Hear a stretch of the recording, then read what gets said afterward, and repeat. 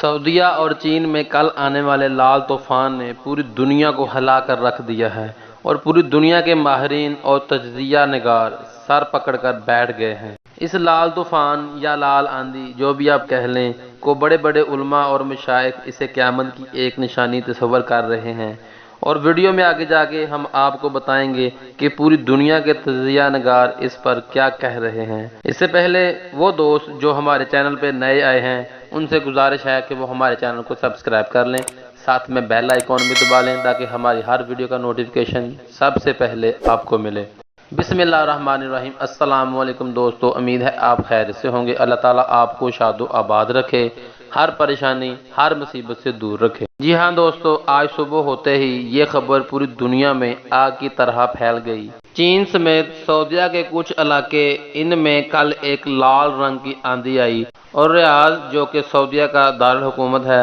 اس پر سے ہوتے ہوئے مکہ سمیت بیشتر شہروں میں پھیل گئی، اور ماہرین کا کہنا ہے کہ چین جو کہ آج کل موسم پر بہت سارے تجربات کر رہا ہے تو یہ ان تجربات کا ایک سائیڈ افیکٹ ہو سکتا ہے۔ تاہم ابھی تک یہ بات کسی سیاسی لیڈر یا کسی تجزیہ نگار نے کھل کے نہیں کہی، لیکن کہا یہ جا رہا ہے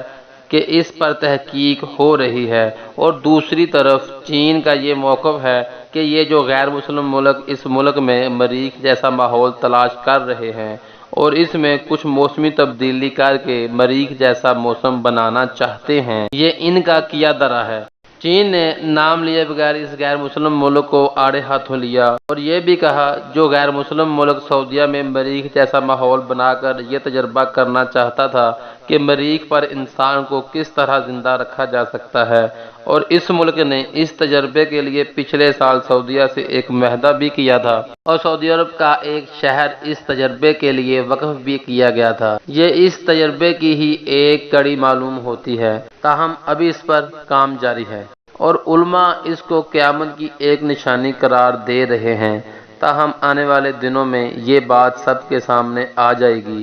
کہ یہ کسی کا کام ہے یا یہ کوئی قدرتی آفت تھی۔ جیسا کہ آپ سب دوستوں کو پتا ہے کہ آج کل غیر مسلم ملک سعودیہ میں بہت متحرک ہو چکے ہیں اور ایسی خبریں ہم آئے دن سن رہے ہیں، تو ہو سکتا ہے اللہ نے ان پر عذاب نازل کیا ہو، یا ہو سکتا ہے یہ انسان کی ہاتھ کا کیا ہوا کوئی تجربہ ہمارے سامنے آیا ہے۔ بہرحال جو بھی ہے اللہ تعالیٰ ہم سب کو محفوظ رکھے، اور ایسی آفتیں جو آئے روز ہمارے اوپر نازل ہو رہی ہیں اللہ تعالیٰ ہمیں معاف فرمائے۔